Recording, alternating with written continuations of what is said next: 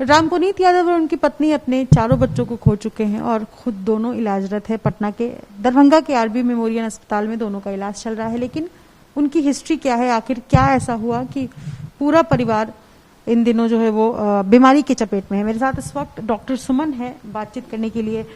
आपके यहाँ पेशेंट्स भर्ती हैं, रामपुनीत यादव और उनकी पत्नी, चारों बच्चों की मौत हो चुकी, पहले एक बेटे की और फिर बाद में धीरे धीरे करके तीनों बच्चों की।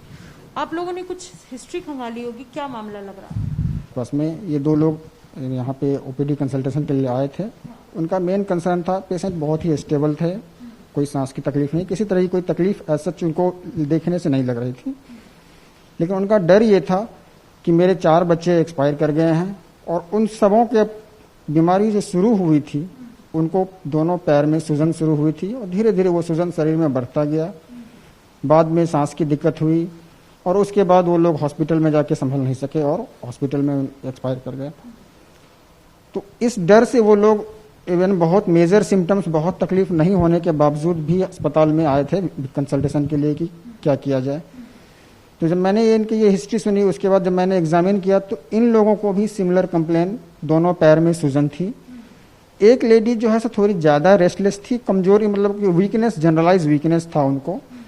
लेकिन दोनों के पैर में एक खासियत थी कि दोनों का पैर पूरी तरह से फुला हुआ था, दबाने से दब जा रहा था, साथ में कुछ इरिथमेटस रेड कलर का लुक लग रहा था उसका। तो इस तरह का पिक्चर जो कि एक ही तरह का सिम्टम और एक परिवार में एक साथ हो रहा है। आजकल कोरोना का टाइम है तो कोरोना में इस तरह की चीज़ मिल रही है कि एक ही परिवार के बहुत सारे लोग कोरोना से प्रभावित हो जा रहे हैं। तो एक नो डाउट कि कोरोना का हम लोग सस्पिशन हमेशा रखते हैं कि कोविड हो सकता है। तो उसके लिए हम लोगों ने कोविड का जो स्क्रीनिंग चेस्ट एक्सरे हो और सीटी स्कैन चेस्ट होता है, यहाँ के हॉस्पिटल प्रोटोकॉल के हिसाब से कराया था। सीटी चेस्ट में बहुत ज़्यादा कुछ इस तरह का सस्पिशन नहीं लग रहा था कि ये कोविड हो। हाँ, एक में थोड़ा सा निमोनिया, दोनों में बहुत ही माइल्ड सा निमोनिक पैचेज था। लेकिन जो क्लासिकल सिम्टम होता है, जो सब लोग जानते हैं कि कोरोना के मरीज को बुखार आना, सांस फूलना, ऑक्सीजन घट जाना, ये सब कुछ नहीं था।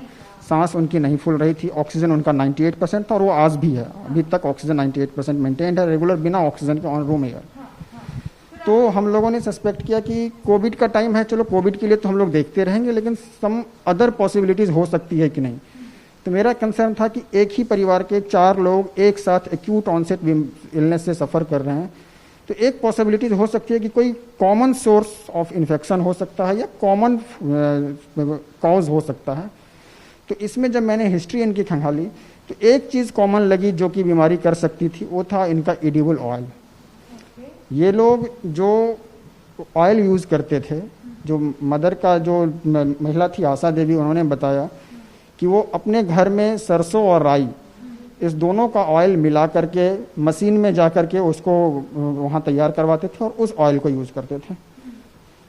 तो एक बीमारी होती है जिसमें कि ऑयल के एडल्ट्रेशन के कारण से होती है, जिसमें एक मिलता जुलता सीड होता है जो मिल जाए अगर गलती से, हो सकता है क्योंकि दोनों सीडें एक ही खेत में फार्म में निकल जाती है, एक हर्ब है बाकी हम लोग उपजाते हैं। तो एक पॉसिबिलिटीज ये हो सकती थी कि उनका इस तरह का कोई मिक्सिंग हो गया हो एक्सीडेंटल, जिसके कारण से इन लोगों का हो रहा हो, ये प्रॉब्लम आया हो। तो हमने इनको जब एडमिट किया तो जस्ट हमने एक over on the background of कि कोविड का टाइम है, अलग रखना है इसको, हो सकता है रिपोर्ट में आ जाए बाद में, हमने कोविड के सारे प्रोटोकॉल फॉलो करते हुए इसको कोविड टेस्ट भी सजेस्ट किए हैं। अभी तक आई नहीं है report, but some other picture की आइडियोपैथिक इडिमा जो हो रहा है, इसके लिए इडिमा कैपिलरी लीक सिंड्रोम क्यों हो रहा है, इसके लिए अदर पॉसिबिलिटीज़ को भी खंगाला जाए। तो मैंने बहुत सारे टेस्ट ऑर्डर किए हैं जो कि अगर हम लोग जब लिटरेचर देखते हैं तो इससे मिलता जुलता है कि इस तरह के मरीज का बदन में सूजन स्टार्ट होता है। इसको जनरली अगर कहें तो एपिडेमिक ड्रॉप्सी कहा जाता है।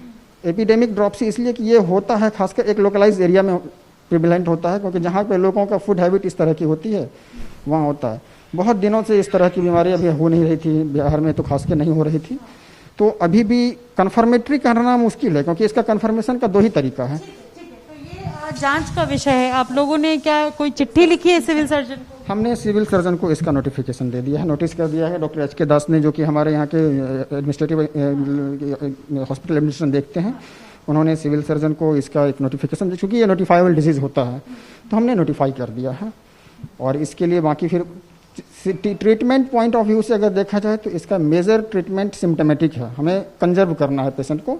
जब तक बॉडी से धीरे धीरे जो भी टॉक्सिन गया है वो अपने आप निकल जाता है, पेशेंट रिकवर करने लगता है। अभी क्या कंडीशन है पेशेंट का? अभी मरीज का ये हालत है कि कल जो आई थी महिला जो थी उसका बीपी कम था, तो हमने बीपी बढ़ाने की दवाई वगैरह दे करके अभी बीपी स्टेबल है, उनका मेडिसिन ऑलरेडी और कंटिन्यूड है, ओरली ले रही है, कॉन्शस है, होश में है, सांस की कोई तकलीफ नहीं है, ऑक्सीजन 98% मेंटेन्ड है दोनों ही लोगों का। ब्लड रिपोर्ट्स में दोनों के खून की कमी आई है जो कि इसमें होती है, देखा गया है। किडनी में गड़बड़ी आती है, दोनों ही को है, महिला को ज़्यादा है क्योंकि महिला थोड़ा ज़्यादा सिक थी तो महिला को ज़्यादा है। और इसके अलावा जो और भी टेस्ट हैं जैसे ECG हमने किया वो नॉर्मल आया है, बाकी और बहुत सारा टेस्ट करना है जो कि अभी हो नहीं पाया है। बहुत शुक्रिया डॉक्टर बात करने के लिए।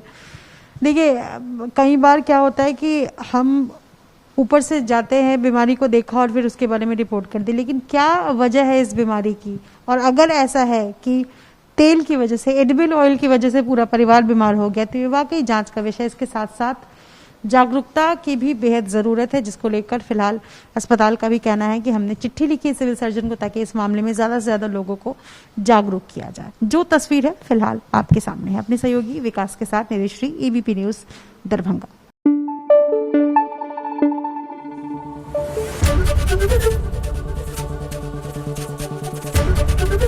ABP न्यूज आपको रखे आगे।